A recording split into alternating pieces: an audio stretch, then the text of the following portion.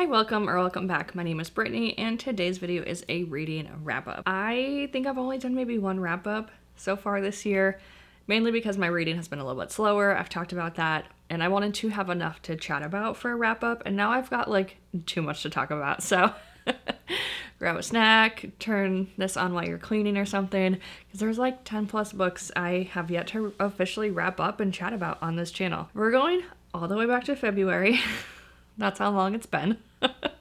Starting off with this book that I've talked about multiple times, and that is An Enchantment of Ravens by Margaret Rogerson, and I listened to the audiobook narrated by Julia Whalen. This is like my favorite, cute, sweet, standalone fantasy romance. This is kind of basic in structure where you have a human girl in a fae world, but I like how different this is when you actually get into the story. This follows Isabel, who is our main character, and she is a painter. In this world, you have the fae or the fair folk, and they are kind of like your typical, like they're beautiful on the outside, like very gorgeous, but they're also very tricky. So you have to be careful if you do any kind of dealings with them. You have to word things correctly. Like you have to be very specific about what you want or don't want. Like every interaction is very scary sometimes because they will take things the wrong way. So in this world, she is a painter, and she ends up painting Rook the Autumn Prince. And the fair folk love the arts. They love human craft. Food, painting, sculptures, like any kind of art, clothing. They love it, but they can't make it themselves. And so they consume any type of human craft they can. When Isabel paints Rook, she sees human sorrow in his eyes and paints that into his portrait. And then when this portrait gets revealed in front of a crowd of people, they're horrified because the fair folk can't have human emotions. Like they can't have any human qualities. So why would the Autumn Prince show sorrow? So he's mad. He has to save his reputation. So he comes back to her land, swoops her up, and is going to bring her to trial to try to save his reputation. Along the way, they come up with a plan to save his reputation and also save her life as well. And so they start painting fair folk across the lands while also fighting another evil that is starting to awaken. I love how the fair folk are done. I mentioned how they're really beautiful, but they're also very tricky. There is another part to them that I think is different once you get to know the fair folk a little bit more, and I just really liked that because they might not be as beautiful as you think, and I just thought that was really fun. I love Isabel and Rook together. This is a very sweet romance. There are no spicy scenes. Like, there's no steam. It's like the touches and the glances, and it's so cute, and I just love it so much. I have listened to this audiobook multiple times, and I just enjoy it every single time. So if you're looking for a cute fantasy standalone romance, highly recommend An Enchantment of Ravens. The next book I picked up was The Lamb by Lucy Rose, and this is following Mama and Margot. We are following Margot's point of view. She starts off, I think, at 3 or 4 years old. On her 4th birthday is when she plucks severed fingers from the shower drain. That's how it opens up. So we get to see her as a young child and into kind of like pre-teenhood, like I think 10 to 12 is when we do focus on her story more. But we get some setup when she was younger, and Mama likes to eat people. Like this is a very cannibal-based story, and for Margot growing up, this is just normal. They live in a very isolated part of the woods, so they frequently get strays, lost travelers coming to their home, and Mama like takes them in, makes them a drink, and then eats them. Kills them and eats them and puts the meat in the freezer because winter's long, you know what I mean? So we are introduced to this family dynamic. Terrible. It's not good. And you get to see a lot of the relationship between Margot and Mama. Mama's affection for Margot is very, very reliant and based on Margot's compliance with whatever her mom's doing, including eating people. And then one day, the family dynamic gets shaken up when another woman named Eden comes into the picture. And for whatever reason, Mama doesn't kill her, yet takes her into her heart and into her bed. And that totally changes the dynamic between Margot and Mama. Eden and Mama have a thing, like, and then Eden is trying to be kind of like a second mother to Margot. And, like, it gets very, very messy. And you start to feel like maybe Margot's in the way a little bit. And then what really shakes things up is Margot has a friend at school that she is really interested in. She is just kind of a loner, weird kid who lives out of town, right? So there's this girl at school. She's really interested in her. She wants to be friends. They've had a few interactions, and Margot knows something about the girl's dad who is missing. And that creates like a really challenging situation for Margot because she wants to be her friend but knows this really bad thing about her family, and like that adds another layer for this like poor kid to try to navigate in addition to like her mother eating people. Anyways, it gets wild. I would say it felt like a slow burn. The pacing was a little bit slow, but I would say maybe haunting, because I would say the slowness really does kind of add to like the tension and like the final explosion when you get to like the climax and the end of a story. Like it's kind of like a slow simmer. You see things going on, you see personalities and treatments and dynamics shifting very subtly, but then all of a sudden it's like when like it like pops off. So I ended up really liking this. If you are looking for a mother-daughter cannibal story, I think that you would enjoy this. I know that's a very niche thing to look for, but overall I did enjoy this, and I'm interested to see what else Lucy Rose comes out with next. The next book I finished was The Blade Itself by Joe Abercrombie. I listened to this audiobook in the depths of my first trimester of pregnancy. So I'm being real honest, a lot of details are gone. It was a very foggy time for me, being on the couch trying to make it. What I can tell you, this is a grimdark fantasy story. I think personally, for my taste, it could have been a little bit darker. I mean, I just read a book about cannibals, so like you have to be pretty dark for me. But this is technically considered grimdark, and we are following 4 main characters. Baez, who is a wizard. Giselle, he is a young officer and infantryman. We also follow Logan, who is well known as Logan Ninefingers, this like ruthless barbarian, and he kind of doesn't want to do that anymore. And then we follow Glocta, who was very similar to Giselle, like an officer and infantryman, and he got captured during a battle, during a war, was a prisoner for years, and now he is a crippled inquisitor and like working for the law. So a very interesting cast of characters. It is very slow in plot line because we're learning about all these people pretty in depth. I'd say it's definitely more of a character study, but they ultimately come together. There's a plot that builds. there's a thing that they have to go do at the end. That's about all I got because I read this in February, but I will say I enjoyed my overall experience. I enjoyed the audiobook a ton. That was narrated by Stephen Pacey. He really did give every single character very distinct voices and like voice acting. Like he did such a good job. I think my favorite character he narrates was Glocta. It just was so good. I will probably have to revisit this whenever I continue on in the series. I've kind of struggled to like pick up things this year. That's the only reason I haven't continued on. But I will say I was impressed. I did enjoy my first kind of dabble into Joe Abercrombie, so hopefully I can pick this series up in the near future. The next book I read was We Used to Live Here, and this is by Marcus Klewer. I'm gonna be really honest. I keep track of all my books and stuff in my planner or whatever, and I forgot to write this book down because it wasn't that good. I had a lot of issues with it. And so then when I was watching another YouTuber talk about this book, I'm like, wait, didn't I read that this year? And I went and looked back and I didn't even write it down at all. I was like, oh my God, like that book was just like gone as soon as I finished it. Unfortunately for me, this was really hyped. A lot of people's favorite books from last year. I picked it up from the library and it just was kind of a miss for me. This book is following a young couple and they have just purchased a fixer-upper home, kind of isolated. Like there is a neighbor within walking distance, but it's still fairly isolated out of town. Old, definitely needs a lot of work. And one of the main characters, the homeowners, she's home alone and a family shows up and the guy's like, hey, like we used to live here.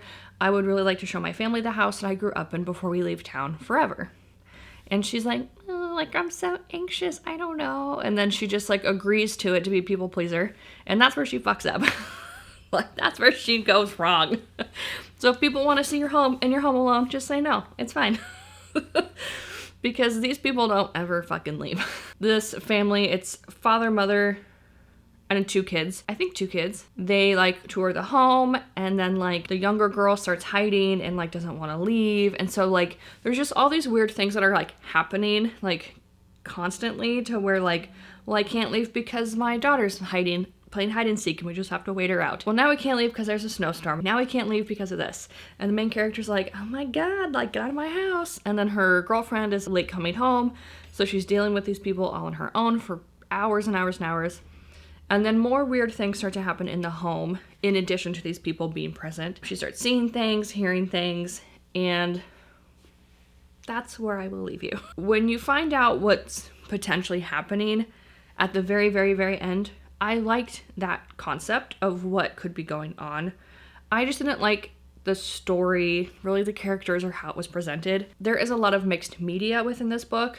This is so nitpicky. I'm aware of that. There is Morse code at the end of certain chapters. And for me personally, every time I would come across a Morse code, I'm getting on my phone to look up Morse code, and then I'm spending another 30 minutes on TikTok. So like, if you're gonna include something, like, could you just like have a key for me? I'm trying to read so I'm not on my phone, but because of the Morse code, I kept getting on my phone, so I just decided not to look it up anymore. After like the second or third time, I'm like, okay, this is getting ridiculous. Like, we're not even reading the book anymore. like 30 pages in, and we have gone on the phone like 4 or 5 times.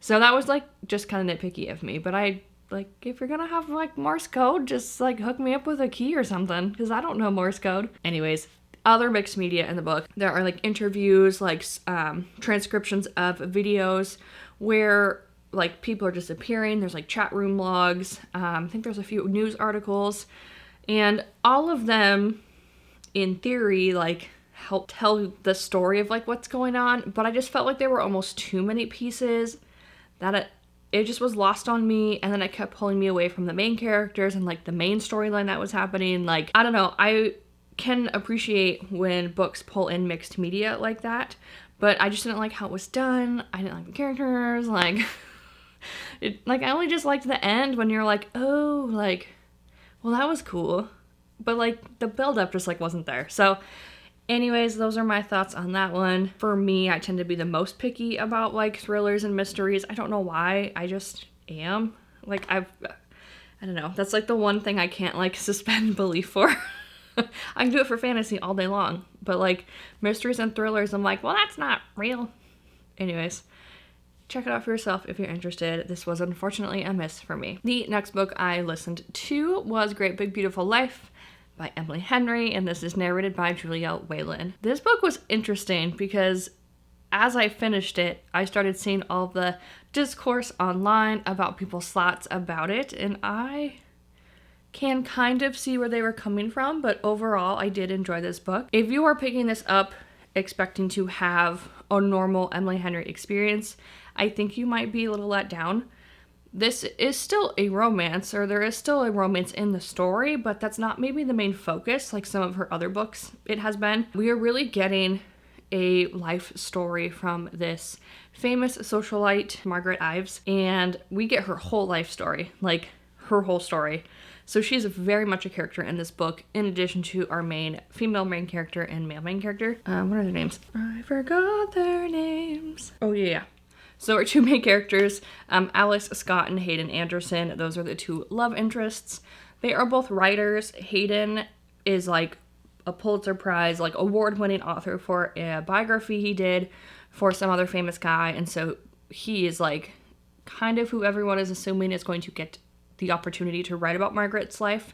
And then Alice Scott has written for other journals and papers and such, but isn't like near the level of Hayden, but she loves Margaret Ives and just is so fascinated by her life because of her husband. He was a singer that Alice and her father really enjoyed when she was growing up, and so she's just so interested in this woman that these songs were written about that her and her father used to enjoy. And so when she like kind of finds her, she also is now in the running to potentially write about Margaret Ives' life. Margaret, being the old crotchety woman that she is, is like, listen, I will meet with both of you throughout the week. We'll just kind of see how we mesh, get to know each other, tell you some things, and then I'll pick who I want to write my biography and my tell-all. And so throughout the story, we are getting Alice and Margaret's time together, and then Alice and Hayden when they meet up. They try not to talk about work, but it's such a small town on like the East Coast, so they inevitably run into each other. A romance does develop from there. They try to keep it professional. That doesn't work. It just becomes very messy. Like I mentioned at the very beginning, I think if you are expecting a romance like Emily Henry has typically written, you might be somewhat disappointed because there is romance and there is love in this story, but it's not like the main plot in like a typical rom-com or like a typical romance. Like you're learning about Margaret Ives, her life and her great love, and Alice and how her and Hayden come together. Like it's just different. It might lean more towards literary fiction versus a full romance novel, and I think that's maybe where people got a little upset about that. I will agree that for a while I was not super interested in Margaret Ives. She's just pitched as a socialite who is like really well known, and then she like disappears. But there are other things that are interesting about her that I feel like we could have known sooner rather than later. And then I would have been like, oh yeah, like now I'm interested. So one of the things is that her family was heavily implicated in a cult. Like, I want to know about that. Like, I don't care if you were some socialite. Like, I want to know about this cult that your family was involved in. Like, once those things started coming out, I was like, oh, okay, now I'm interested. Like, now I want to know more about you. So I eventually did become interested in Margaret's life. And I would say like the third act conflict, every romance book has this where the main characters have one big final fight. I would say that was fairly reasonable. Like there were reasons why they couldn't be maybe as open and honest with each other about things. You do learn really where Margaret's coming from, what her motives are in all of this. And yeah, I did end up liking it. And I don't know if it was pregnancy hormones or what, but having the ending narrated by Julia just like really like made me cry. She just like brought it all home for me. And I was like, oh, it just was so sweet. It was a great big beautiful life. You know what I mean? Also, this is unrelated, but when people like abbreviate this to GBBL, I just think like great big Brazilian Buttlift. That's all I think about.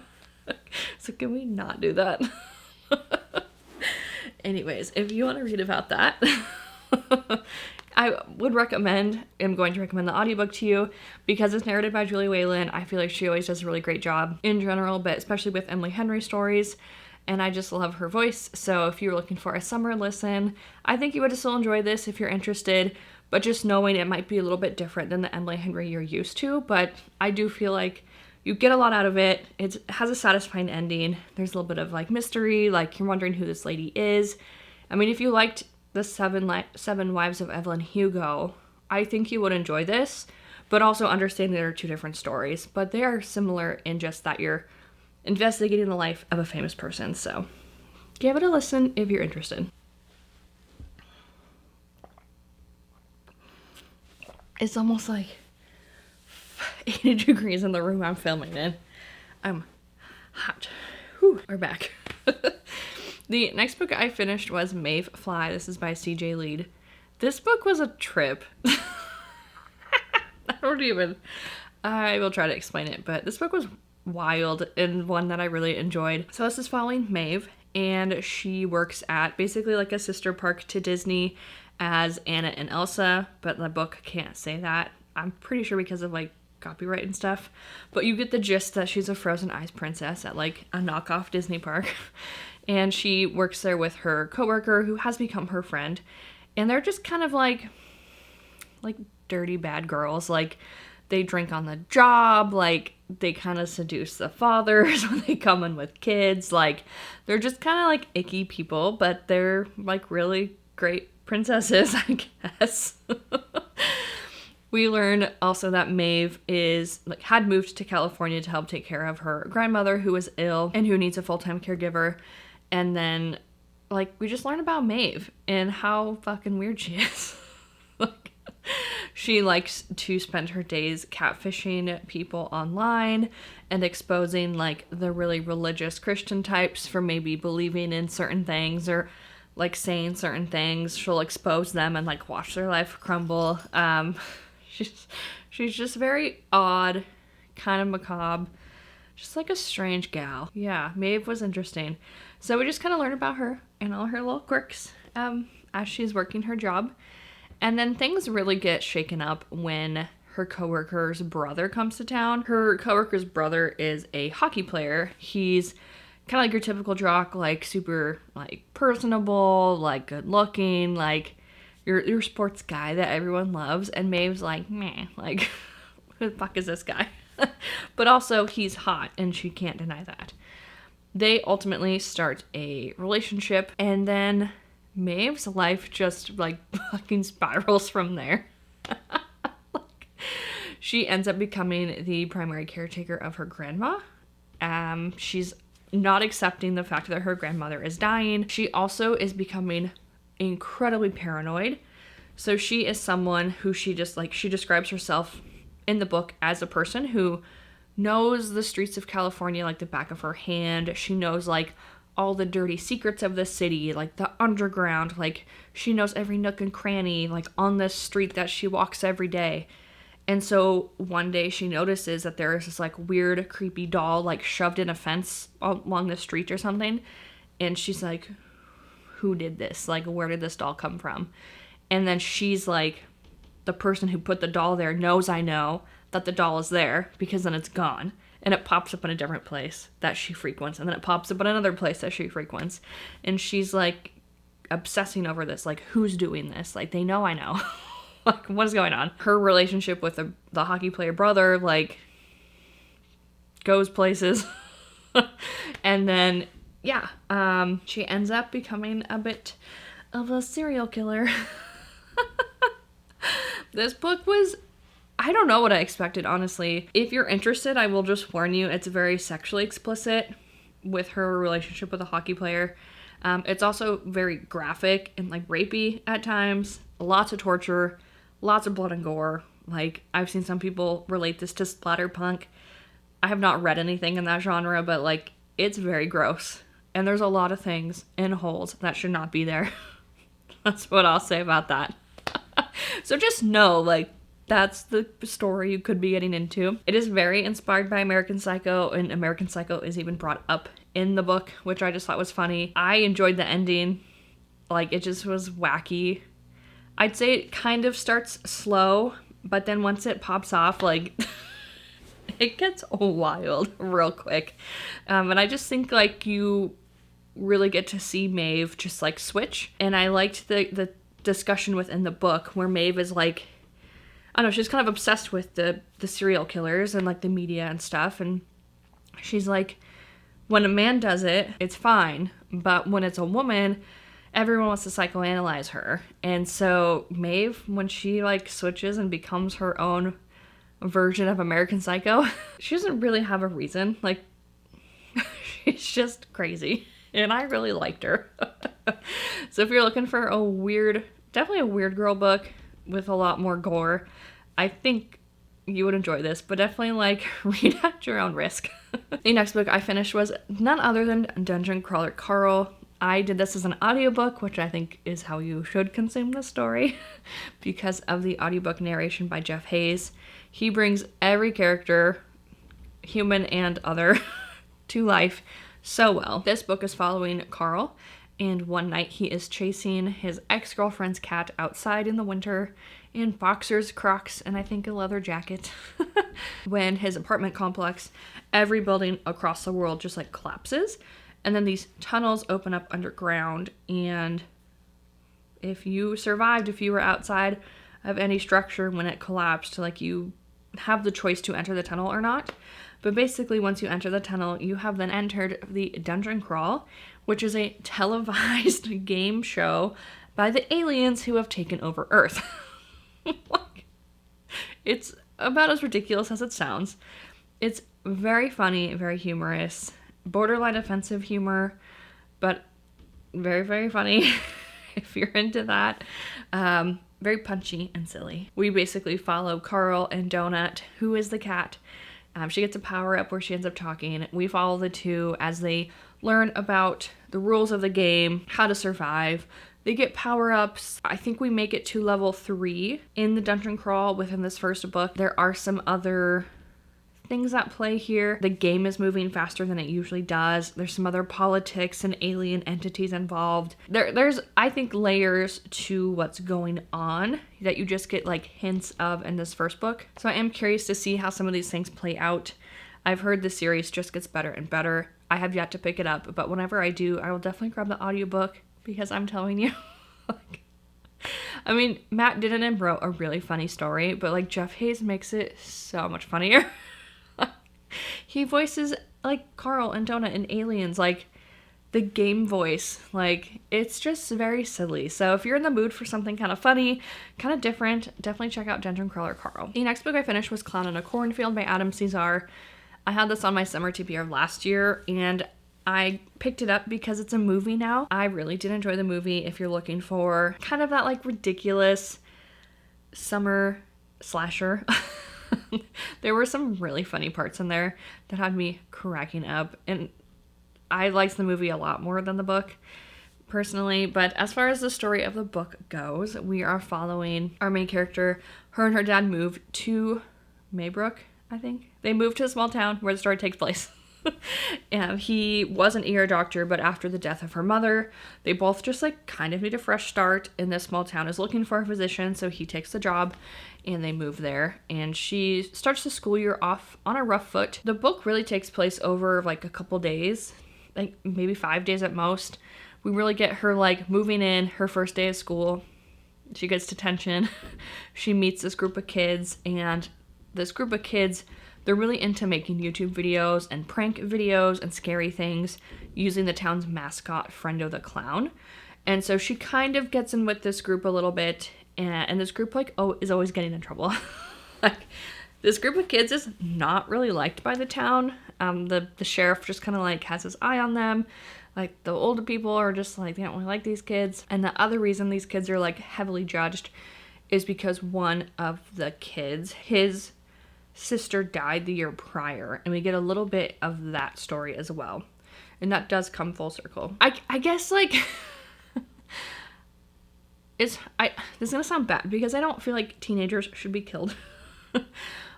And we are told why this is happening to them, but I couldn't get behind why. And not that like I don't think they should be killed, I get that. Like, it's not how I feel, but it didn't feel like a good reason. Like, we weren't shown enough of like maybe why these kids were so terrible that they deserve to be killed. Like, we were just told and maybe shown a few things that were like arguably not that bad. And so when the whole like reveal is happening and it's like, well, this is why we did it, and you're like, well, like, but we weren't shown that as the reader, and so it feels senseless. And I understand killing teenagers is senseless in general, like, but I don't know, just, I think I would have preferred it maybe just being a random act of violence versus this like half-ass excuse that was like kind of shown but not really. Like, I don't know, I just finished reading it and was like, like, I can't really get behind the reason this is happening and why these kids are being killed so terribly. Like, why they're so passionately hated. Just, it was interesting. I didn't really like all the characters. I thought there were some odd writing choices, just word choices that were used. I did like the slashings when they started happening. I thought those were gross and awesome. I did like part of the reveal, but overall it just like didn't really work for me. Like, something was missing. Like, I don't know. It moved fast. Like I said, it takes place over a couple days. The book does kind of leave on a cliffhanger, so this does set you up for a series if you're interested. I'm not going to continue, but I would recommend the movie if you're interested in that. I thought that was pretty funny, and it did kind of fix a few of the things that bothered me in the book. I don't know. I haven't written off Adam Cesar yet, but I don't think I will continue with this franchise. The next book I finished was When the Wolf Comes Home by Nat Cassidy, and this is narrated by Helen Laser. This book was great. I really liked this book. So the pitch for this book honestly didn't have me that interested in it. This is about Jess, and after a terrible night at work, she finds a young boy outside her apartment hiding and scared, and they end up, like, she ends up kind of rescuing him and then realizes he's scared of his dad. His dad's going to hurt him, and so they're running away from the dad. But the title, like, When the Wolf Comes Home, and the cover made me think this was like a werewolf story, and I was like, I don't know. Like, I wanted to pick it up. I've enjoyed Nat Cassidy's other books, so I figured I would enjoy it to an extent, but I didn't think I would like it as much as I did. Because this book was not what I was expecting at all, in like the best way. I would recommend the audiobook. I thought the narrator did a really good job, and then with the other books Nat Cassidy has written, he does a little author's note at the beginning and end of the book, and if you grab the audiobook, he reads that to you, and so you just get more insight as to like what the book is about, and then kind of some follow-up at the end as to why he wrote the story he did. And then he does have a little cameo in here as one of the characters, and I just thought it was so fun. I just really appreciated that. I just thought it was cool, and he seems like a really nice guy. This book, he says in the intro, is really about fear, and how that plays out in the story was really fascinating, really interesting. It might seem a little punchy and strange at times, but I promise if you just hang in, I thought the ending was great. I thought the payoff was worth it. It took me a bit to figure out what exactly was going on, but really, it was so good. So the setup, like I kind of already said, Jess has a bad night at work. She actually gets stuck by a needle by like a known person at their restaurant who shoots up in the bathroom. And so she is like freaking out. Like, I gotta get to the hospital. I have to get tested for things. Like, oh my God, she's like losing her mind. And she sees this boy, and strange things start happening when they are on the run from his dad. And it takes Jess a while to figure out that this boy might be a little special, and maybe his dad is, and how that plays out was super interesting. Like, I'm telling you, I thought it was so creative with what ends up going on. And then there was a part towards the end where I was like, I can't believe that just happened. Like, are you kidding me? And then there was like a double punch where it was like, no way, no. Like the very, very end, I'm like, oh shit. Like, there were some really good twists and things that happened throughout the plot. I was so pleasantly surprised by. If you're in the middle of this book and you're like, why are there cartoon characters? Just stick with it, I promise. It will make sense. But this book just really ended up being such a great time, and kind of solidified Nat Cassidy as an auto read author at this point. He's kind of been 3 for 3 for me, so highly recommend When the Wolf Comes Home. The next book I finished was The Strange Case of Jane O, and this is by Karen Thompson Walker. This book was also really interesting and good, just kind of different than what I was expecting. If you were interested in psychology at all, I think you would really like this book, because it is written from a psychiatrist's perspective. So we are learning about this woman, Jane, and about a week before, she sees this man in the streets and has a full-on conversation with him in broad daylight, and she knows he's dead. Like, this was someone from her past that she knows died, and is like, okay, I'm just gonna keep talking to him, like, what the hell's going on? And so she schedules an appointment with our psychiatrist, and then a week after that event, she goes missing for almost 24 hours. She doesn't pick up her child from daycare. Like, people are calling, like, they're looking for her. Like, this is very out of character for her. And then she is found in a park, somewhat disheveled. She's not injured in any way, shape, or form, but she has no recollection of, like, what happened or what she did. Like, zero. She doesn't remember anything. And so they call the psychiatrist into the hospital to meet with her, and then they schedule follow-up sessions from there. The way that the psychiatrist's chapters are written is like he is recounting his experience with Jane in kind of like a more professional manner. Like, this was the first time I met her. These were my initial thoughts. Like, if the police ever read this kind of document, we get a little insight to who he is as a person. Like, you know, I was really preoccupied with my daughter this day, so maybe I missed something. Like, you get some insight to him, but I thought his chapters were written really well. I just liked the prose. And then the other fun part of this story is that we are getting diary entries from Jane kind of after that first disappearance and leading up to the next one. Because that was advice her doctor had given her to try to keep track of things. And I liked what was potentially happening. Like, it's a very strange case. You do get answers to an extent, but I also think it's a little open-ended for you to interpret kind of what you think could have also been going on. But they do dive into the psychology a lot of like fugue states, postpartum depression, like just depression in general, how the mind affects the body. Like, there's some really interesting things going on. And Jane exhibits some weird behavior, like things that don't make sense, but kind of as you're putting it together, you're like, oh, but it kind of does. Like, it was just very interesting. I really liked how it was written. I liked what was happening. Like, it just, I don't know. I just thought it was a really strange and great story if you're looking for something a little different. The last 2 books I picked up are new releases. The first one being Atmosphere by Taylor Jenkins Reid. This is actually a dual narration. Julia Whalen and Kristen DiMercurio. So I've seen people upset about this one as well, and I think expectations going into the story are helpful. People are upset that there's not enough space, but I'll just point to the book. It says Atmosphere, a love story. So it is very much a love story over a space story. Some people wanted more space. That's fine. I enjoyed the story for what it was. I would say it's very much a love story about our main character, Joan, who loves space and the stars so much. Her love for her niece, and then a romantic relationship as well. So there's lots of love in this book in a little bit of space. So Joan wants to be an astronaut really, really bad. She's just always been obsessed with the stars, and she does get to go on a space mission, but ultimately prefers ground control. But we still get to follow a different space mission in the story. And this is told in dual timelines. We bounce back and forth between Joan, like growing up, being interested in the stars, like learning about her sister and her niece and some of those things, to the end of the mission. Like, we learn very quickly that something with the mission's wrong, and then we go back and meet some of her colleagues in the space program, how she gets into it, and then we also meet a woman named Vanessa, who ends up becoming very important to Joan. We also do get Vanessa's perspective as well, which I thought was interesting, and that's where the dual narration comes in. I thought that was really well done. I will say, Taylor Jenkins Reid wrote a character that made me so mad. She wrote this person so well.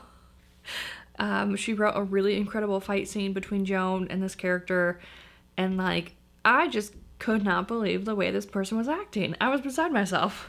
I was like getting pissed off. And I just think that's just a testament to Taylor Jenkins Reid's writing and how she can make you feel things. This did not make me cry. I've seen a lot of people really having very intense emotional responses to this book. I did enjoy it. I thought it was fine. I did not cry, surprisingly. I've cried at other things recently, but not books so much. But yeah, I did like it. I liked the space bits we got, but just remember that's not the main focus. Really, it's just Joan and her various different loves is really kind of what the story is about. And finding yourself, like, there's a lot of good tidbits in here. So overall, I did really enjoy this book. The last book I finished recently was Bury Our Bones in the Midnight Soil by V.E. Schwab. And this has 3 different narrators: Julia Whalen, Kate Leung, and Marissa Callan. Okay, when I picked this up, the only information we had about the book was like Spain at this date, was it New York, and then like one other like city. Like it, and then it was they all grow wide, they all grow deep, and they all grow teeth. Like it was that very vague synopsis at the very beginning. And I feel like that might have done this book a bit of an injustice, because once I got into the story, it was just much different than I was expecting. This is very similar in prose and writing style, tone to The Invisible Life of Addie LaRue, versus V.E. Schwab's other books that she's known for, like Darker Shade of Magic, Vengeful and Vicious. Like, they're kind of different. I think what threw me off is that we're kind of set up to have 3 different perspectives, but we don't spend equal time with all 3 of them. And that threw me off. We spend about 300 plus years with one character before we really get to meet the other 2. I just felt like it created a really weird imbalance between the characters, because I felt like I really liked the one we spent time with. I felt like we really connected with her, but then we weren't spending as much time with the other 2, even though they all do eventually come together and like their stories merge. I just felt like that it was just too much of an imbalance between the three of the women. The woman we follow for 300 plus years, her name is Maria, and she ends up marrying a rich man to try to like elevate her status, is in this marriage that she does not want to be in, and meets a woman named Sabine. And things turn very vampire-y from there. And then Maria goes on with her long existence doing vampire things. And then we meet a woman named Lottie who hooks up with our other main character, Alice. I'm pretty sure that's her name. Oh my god. Yikes. So those two women hook up and we get to meet them and see their individual paths and stories before, like I said, they all come together. But I think that was like my only criticism, is just like the imbalance of time we spent with all three of them. And then there was a point where we didn't go back to a certain character and I was like, oh no, like, but we just spent so much time with them. I want to go back to them now. I want their perspective again. Like, it was just odd kind of how we bounced around from perspectives. But overall, I did like the story. I thought it was fine. Not a new favorite, but I did enjoy my listening experience as I went along. So if you're interested in V.E. Schwab and you liked The Invisible Life of Addie LaRue, I think you would just like this in terms of like how it's written. But they are very different stories if maybe you didn't enjoy like Shades of Magic or her other stories. Like they're very different writing styles. But yeah, it was okay. So we'll see what she comes up with next. That is it, you guys. Thank you so much for hanging out with me. I think it's been a while. Hopefully I can get back on the reading train and do some reviews a little bit sooner so I can have some good stuff to share with you. I hope you have a good day and I will see you in the next one. Bye!